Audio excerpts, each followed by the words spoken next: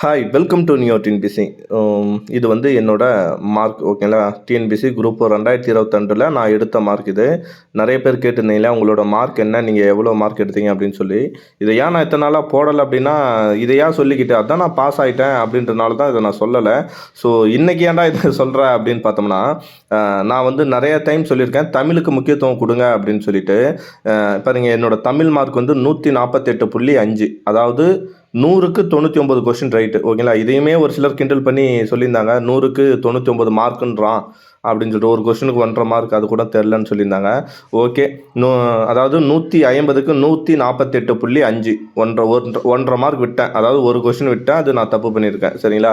சரி, ஓகே. அடுத்தது Tamil and GK சேர்த்து என்னோட டோட்டல் மார்க் எவ்வளோ அப்படின்னு பார்த்தோம்னா 268.5 ஓகேங்களா. அதாவது கிட்டத்தட்ட 200 கொஸ்டினுக்கு 179 கொஸ்டின் சரியாக பண்ணனால இந்த மார்க் வந்திருக்கு ஓகேங்களா. ஓவரால் ரேங்க் என்று பார்த்தோம்னா 119 ஓகேங்களா. ஓவராலாக 119வது ரேங்க்கு.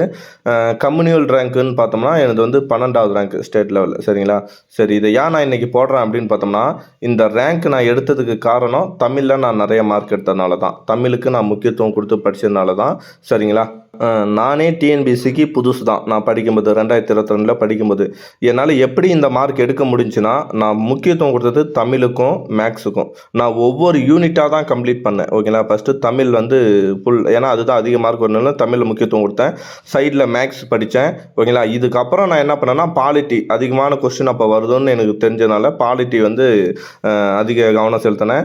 நெக்ஸ்ட்டு வந்து நான் என்ன பண்ணேன்னா, யூனிட் 8 யூனிட் 9 அந்த லெசன்ஸில் மட்டும் நான் படித்தேன். அதுக்கப்புறம் தான் ஹிஸ்ட்ரி படித்தேன், ஐஎன்எம் படித்தேன் சரிங்களா.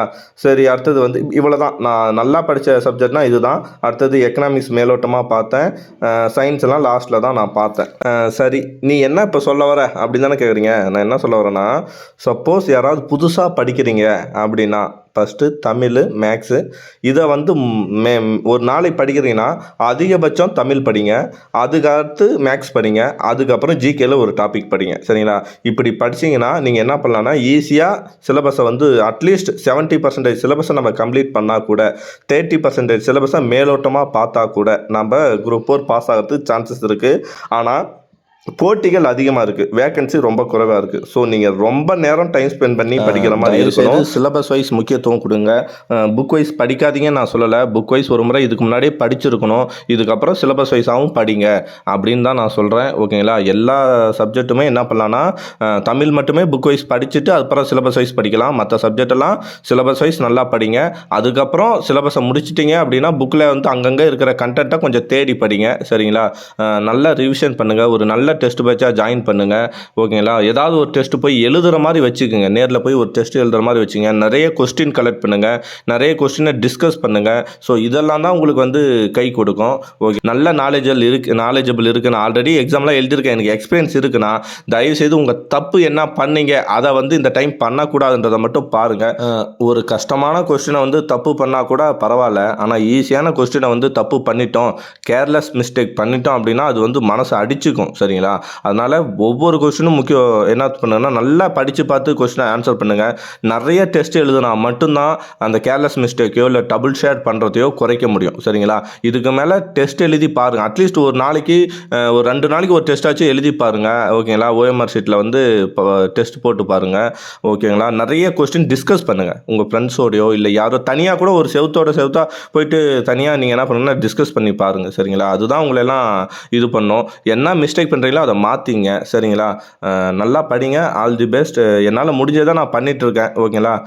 Okay, thank you. ஏதாவது டவுட் இருந்தால் நான் அது கேட்டால் நிறைய பேர் கமெண்ட் பண்ணுறீங்க, அவங்களுக்கு ரிப்ளைவும் பண்ண முடியல ஓகேவா. நான் வந்து முடிஞ்சால் லைவ் வர பார்க்குறேன். ஸோ அதில் வந்து உங்கள் கமெண்ட்ஸ் பண்ணுங்கள், நான் வந்து ரிப்ளை பண்ணுறேன் சரிங்களா. ஓகே, தேங்க்யூ பை நீங்களா. ஸோ இது வந்து என்னோட யூடியூப் சேனல். இதில் வந்து முடிஞ்ச அளவுக்கு நான் வந்து எந்த ஒரு மணி கண்ணோட்டத்தை பார்க்காம நான் என்னால் முடிஞ்சதை நான் பண்ணிகிட்ருக்கேன். சேம் அதே மாதிரி நான் டெலிகிராமில் எனக்கு கிடைக்கிற டைமில் நான் என்ன பண்ணுறேன்னா, முக்கியமான பிடிஎஃப்ஸையோ இல்லை நோட்ஸையோ நான் என்ன பண்ணுறேன்னா அதில் அனுப்பிட்டுருக்கேன் சரிங்களா. ஓகேவா? நியோ டிஎன்பிசி அவ்வளோதான். இத நீங்க யூடியூப்ல சர்ச் பண்ணாலும் வரும். டெலிகிராம்ல போயிட்டு நியோ டிஎன்பிசின்னு சர்ச் பண்ணாலும் வந்து சேர்ந்துரும். சரிங்களா? நான் வந்து ஒவ்வொருத்தருக்கா தனித்தனியா என்னால பிடிஎஃப் அனுப்ப முடியாது. அது மாரி நெறைய பேர் வந்து என்ன கேட்குறீங்கன்னா, எனக்கு இந்த பிடிஎஃப் அனுப்புங்க, அது அனுப்புங்க அப்படின்னு சொல்லி தனித்தனியா கேட்குறீங்க. அத்தன பேருக்கு என்னால அனுப்புறதுக்கு டைமும் இல்ல. சரிங்களா? இது காமனா நான் எது எது முக்கியமோ அது எல்லாத்தையுமே நான் நியோ டிஎன்பிசி அப்படின்ற டெலிகிராம் குரூப்ல போட்டுட்டேன். நீங்க உள்ள போயிட்டு ஃபைல்ஸ்ல சர்ச் பண்ணி எடுத்துக்கலாம். அப்படி இல்லனா ஃபைல்ஸ மூவ் பண்ணி பார்த்தாலே உங்களுக்கு தெரியும் எல்லா பிடிஎஃப்ஸும் கிடைக்கும். வேர் டு ஸ்டடி, சிலபஸா இருக்கட்டும், முக்கியமான நோட்ஸா இருக்கட்டும், சரிங்களா?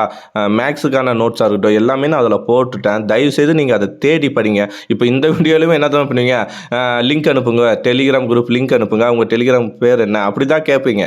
எத்தன பேருக்கு என்னால கமெண்ட் பண்ண முடியும்னு தெரியல. சரிங்களா? காமனா நான் சொல்லிட்டேன். நியோ டிஎன்பிசி எல்லாமே யூடியூபா இருக்கட்டும், இதா இருக்கட்டும். யூடியூப்ல எல்லாத்துக்கான வீடியோவும் மோஸ்ட்லி நான் குடுத்துருக்கேன். கரண்ட் அஃபேர்ஸ் எப்படி படிக்கணுன்றதுலருந்து, இலக்கணத்திலிருந்து ஒவ்வொரு சப்ஜெக்ட் எப்படி படிக்கணுன்றது வேர் டு ஸ்டடில நான் குடுத்துட்டேன். தயவுசெய்து யூஸ் பண்ணிக்கங்க. ஐடியா இல்லாதவங்க அத பார்த்துங்க.